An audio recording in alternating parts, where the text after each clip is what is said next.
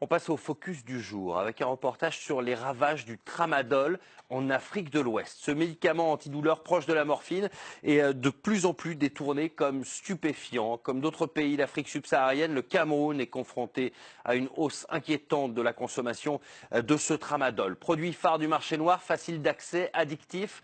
Sa consommation touche de plus en plus de mineurs. Reportage signé Pierre Agpro, Guy-Marie Mandolo, Zigoto Chaya et Irina Fourni. Vue du ciel, Yaoundé, capitale du Cameroun.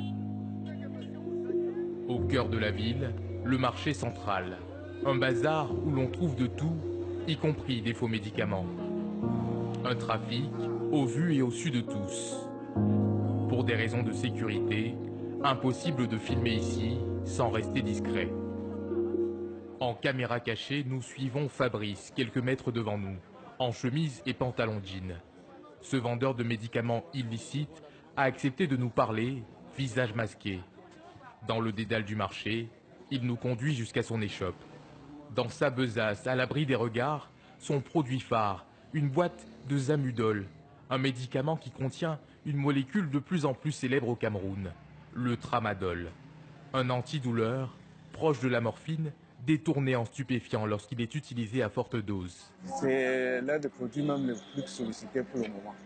Généralement, c'est les élèves, les policiers, les militaires, les étudiants, les motomanes même, ils en consomment beaucoup. Nous avons ce qu'on appelle les passeurs, c'est comme ça qu'on peut les appeler. Eux, ils viennent, ils prennent en gros et puis c'est eux qui savent comment ils vont dispatcher ça dans les quartiers. Le tramadol utilisé comme drogue, un usage qui se répand dans le pays. À Yaoundé, dans ce discret lieu de consommation, nous avons rendez-vous avec Marius. Ce jeune consommateur de tramadol a accepté de témoigner après plusieurs semaines de négociations. Au sein de la jeunesse, la molécule est prisée pour ses effets euphorisants. Quand moi je prends, je me sens franchement courageux et fort. Par jour, je peux prendre 4. J'en connais des amis, quand ils prennent ça, eux, ils deviennent trop agressifs. Bon, overdose aussi. J'en connais beaucoup d'amis qui sont morts de ça. Les ventes illicites de tramadol prennent de l'ampleur dans toute l'Afrique centrale et de l'Ouest. Sur ces photos, une cargaison saisie il y a quelques mois par les douanes ivoiriennes. Des millions de comprimés déversés dans une zone où les Nations Unies viennent de tirer la sonnette d'alarme.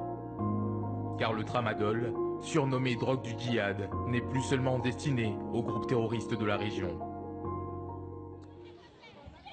À des centaines de kilomètres du Sahel, le tramadol, souvent fabriqué en Inde, a gagné les cours de récréation. Une drogue, facile d'accès et bon marché.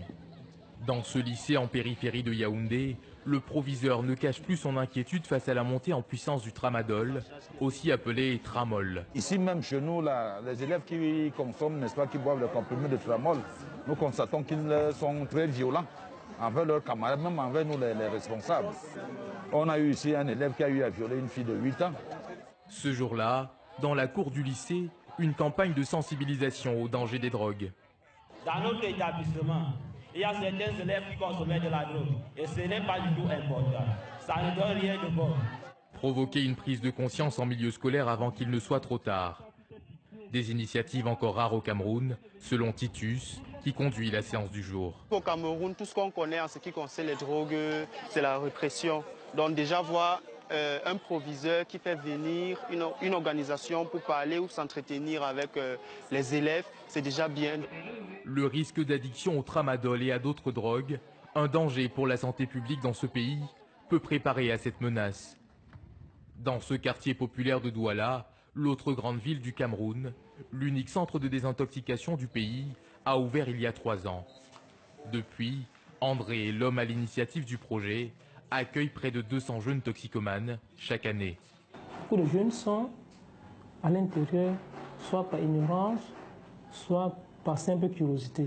La personne n'est pas la famille idéale pour pouvoir trouver une solution au phénomène de drogue. Ces enfants qui prennent la drogue ne sont pas des perdus. La famille doit comprendre que c'est un malade. Et que c'est un malade qui s'ignore et que pour lui, on doit pouvoir l'aider à pouvoir changer.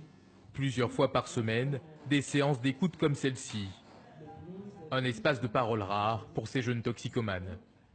Arnaud, pensionnaire de 20 ans, a longtemps été accro au cannabis. Arrivé au terme de sa cure, il entrevoit désormais un espoir. Les débuts sont difficiles parce que tu es coupé de la drogue. Une substance que tu as passé environ 5 années à consommer. Donc j'ai passé 3 semaines ici. Je suis sorti après avoir présenté des projets. Donc j'ai recommencé avec l'école et là j'ai pris la décision de ne plus fumer. Selon les estimations de l'Office des Nations Unies contre la drogue et le crime, entre 22 et 72 millions d'adultes consomment de la drogue en Afrique. Un écart dans les statistiques attribué au manque de données sur le continent. Des chiffres qui font de l'Afrique une cible pour les trafiquants de drogue, qui y voient un gigantesque marché de clients potentiels.